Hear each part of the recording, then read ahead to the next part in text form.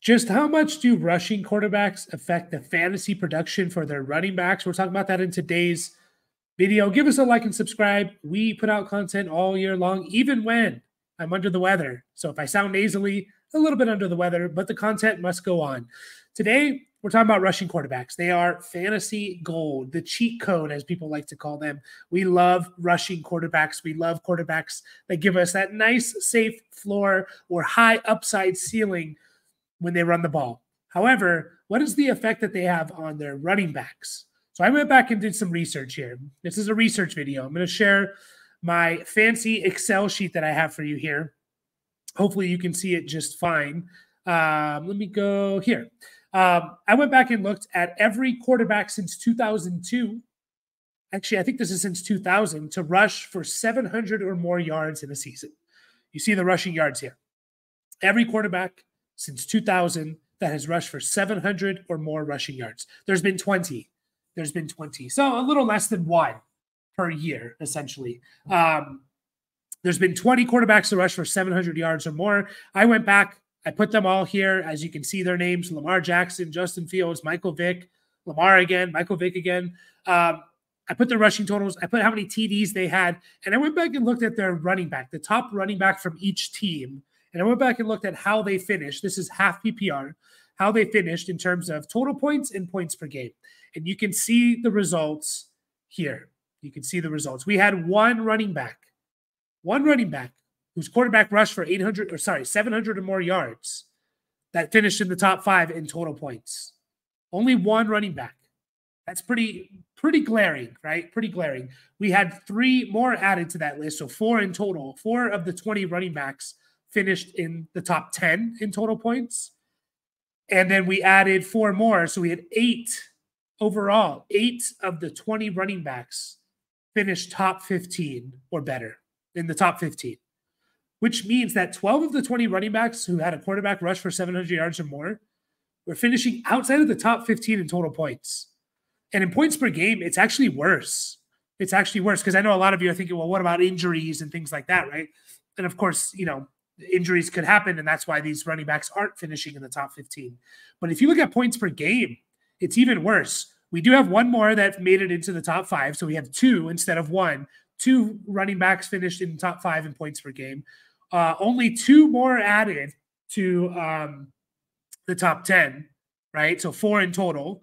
And then only 1 more added in the top 15. Only 1 more. So that means only 5 of the 20 running backs whose quarterback rushed for 700 yards or more finished in the top 15 in points per game. That's some pretty glaring stuff here. That's some really, really glaring stuff.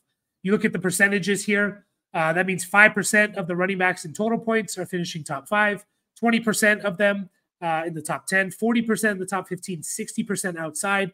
In points per game, it's the same. It's 10%, 20%, 25% only in the top 15, and 70, which means 75% of them are finishing outside of the top 15. Now, I wanted to look at not just rushing yards, but rushing touchdowns, because I think that's where we see the biggest effect. And this is true, I believe. Only two running backs have finished in the top 15 when their quarterback has rushed for 8 or more touchdowns. Only 2. We had Kenyon Drake. Kenyon Drake in total points finishes the running back 14, but look at that. 25th per game. So yeah, he's the RB14 and he was there every week. But in terms of his difference-making skills, his production, he wasn't really making a huge difference in points per game. He was a consistent, reliable guy that you could plug into your lineup, but he wasn't winning you weeks or leagues.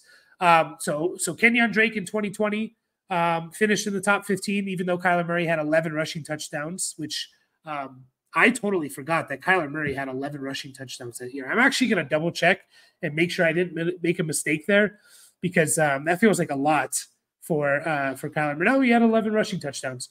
I know it was a big year for him. I just didn't think he had 11. And then the other one that finished was Miles Sanders in 2022. He finished 13th in total points, 16th in points per game. Jalen Hurts rushed for 13 touchdowns. No other running back even finished in the top 15.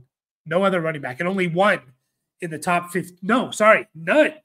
No running back finished in top 15 in points per game when their quarterback has rushed for 8 or more touchdowns. I think this is very, very important to talk about. Very important. So those are the numbers there, guys. Now I'm going to go through some guys that I think we should be thinking about this with. Now that we know these numbers, that rushing quarterbacks, I think we tend to think like, oh, they're going to open up the running game for players, right? They're going to open up the running game for the running back. And maybe that's true to a certain extent, but it does take away from their production, their ceiling, I think. It definitely takes away from it. So what we're going to do here is we're going to look at, I think there's 7 quarterbacks this year that can rush for 700 yards or more. I'm going to go through the running backs for each one of those teams and kind of where they're going in drafts currently. This is all half PPR ADP. So Jonathan Taylor is the first one here. Jonathan Taylor is going 10th overall in round 1 as the RB4. So it's Bijan, it's CMC, Bijan, Breece Hall, and then it's Jonathan Taylor in half PPR is the next running back up. And we all know what Anthony Richardson's going to do. Not only is he going to rush for at least 700 yards, probably closer to 800 or 900, he's also going to get a lot of rushing touchdowns. So he has the double whammy, in my opinion. He has the double whammy here of not just rushing yards, but rushing touchdowns. And I'm a little bit afraid of what that means for Jonathan Taylor's ceiling. Can Jonathan Taylor still be a top 10 running back? Of course. And you look at the list of running backs that were on that list with quarterbacks rushing for 700 yards or more. And, there's some good players like Marshawn Lynch, CMC, Saquon Barkley. But there's also some guys that you can argue that aren't really amazing running backs. J.K. Dobbins, Mark Ingram's a solid running back, but he in 2019 he was older and stuff like that. Kenyon Drake, Alfred Morris had he had a good first few years, but then he flamed out. Miles Sanders, players like that. So you can make that argument and just say, hey, look, Jonathan Taylor is one of the best running backs in the NFL. He had one of the best pure rushing seasons that we've ever seen, really, in the history of the NFL back in 2021. So there's that argument for sure. But I am a little bit worried about what this means for Jonathan Taylor because Anthony Richardson's not only going to be rushing for 800 yards or more, he's going to be taking some rushing touchdowns, definitely. So keep that in mind. I'm not saying you shouldn't draft JT in the first round or he's not a 1-2 turn pick. I do think there's a little bit more to worry about with him than maybe other players. Saquon Barkley, who's going right after JT, by the way, ADP 11th overall, round 1 is the RB5. Saquon Barkley, this is what people are a little bit concerned about. Now, I'm pretty high on Saquon Barkley this year. I'm pretty high on Saquon Barkley. I think he's going to have a really good season. I think they're going to use him kind of like San Francisco uses CMC. Jalen Hurts did actually run the ball a little bit less last year. He ran for over 50 yards in 2021 and 2022. Last year, he was down to 35. I don't know if that's just last year he was injured or if that's going to be more of a trend if he wants to stay closer to that 35 yards per game. By the way, to get over 700 yards per game, 700 yards in a season, you have to rush for over 40 yards a game.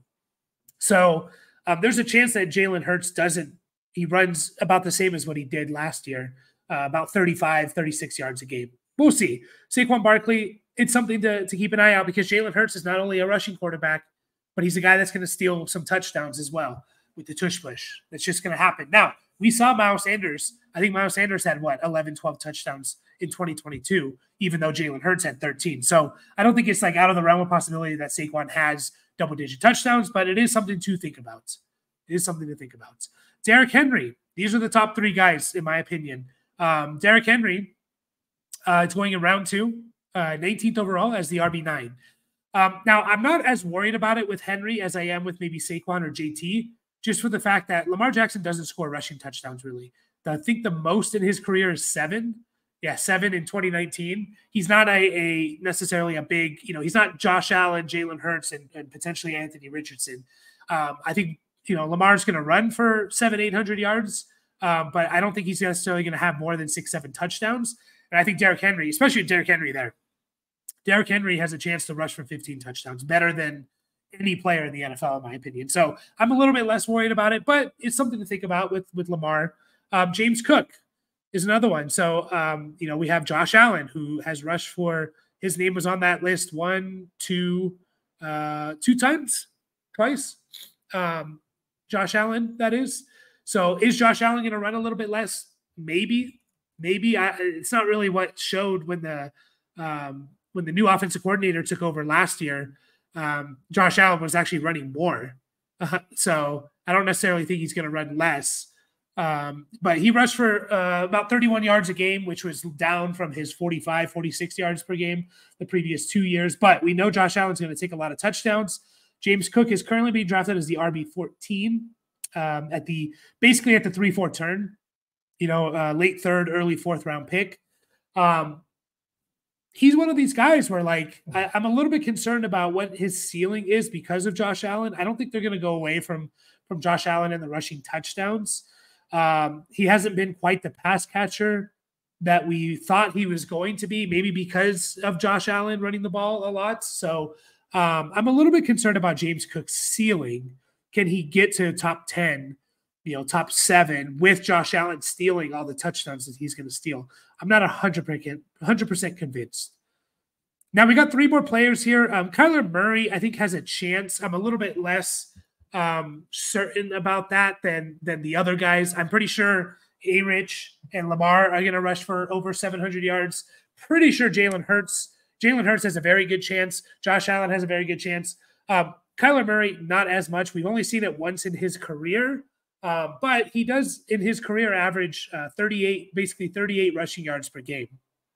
Now that will make him fall short to that 700 clip, but could that go up by like 5 more yards a game? Yeah, and then he's almost at that 700-yard clip. I don't think he's going to be a big rushing touchdown guy. He'll get 4 or 5 at least, but I don't think he's going to put up 11 like he did in 2020. And also, James Conner is going a lot later than these other guys. He's going in round 5.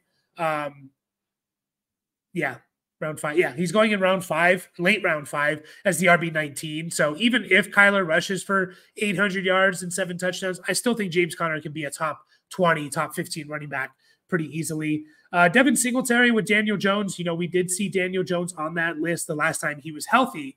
Now, the problem is he got hurt last year, some serious injuries, so I don't know if he's going to run as much. I think he'll run, but I don't think he's going to run as much as he did in 2022. But there's a possibility that Daniel Jones does get on this 700 rushing yard list. But at the same time, Devin Singletary is going so late, round 8, RB30. Like, I don't think it's really going to affect him that much.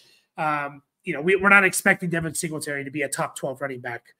And then Austin Eckler and / Brian Robinson, they're both going right around this range, 91 overall. So they're both going in round 8, round 9, kind of in the same range. Again, I do expect Jaden Daniels to rush for more than 700 yards, but I don't think that's going to really affect. Again, we're not drafting B-Rob and Eckler as top 12, even top 15 guys. If they finish top 24, we're happy. So I'm not too worried about that. There is one more kind of wild card here. It's Justin Fields. If he does take over the starting job, if he does win the starting job for the Steelers because Russell Wilson's not healthy and maybe Russell Wilson's just not good anymore. That one, even though Najee and Jaylen Warren are not top 5 picks, Najee Harris is going 69th overall. Nice. 69th overall, which is round 6. And Jaylen Warren is going 83rd overall, which is round 7, I believe, end of round 7. So both those guys are not top 5 picks, but here's where I am concerned if Justin Fields takes over. Because Najee Harris is still a 6th round pick, which is, he's a mid 6th round pick, which is very, that's still, you're drafting starters at that point, right? Even Jaylen Warren going 83rd overall is going kind of mid to late 7th. Those are still starters for your team. So my concern is not only is Justin Fields potentially going to run the ball a lot, which he will, but there's 2 running backs. All these other guys, Devin Singletary, James Conner, James Cook, there's like kind of one guy, and they're going to get the bulk of the carries. Austin Eckler, you can make the argument, there's 2 guys as well, but they're going even later. They're kind of bench pieces at that point, or almost bench pieces. Both Warren and Najee are going to probably split close to 50-50, 60-40.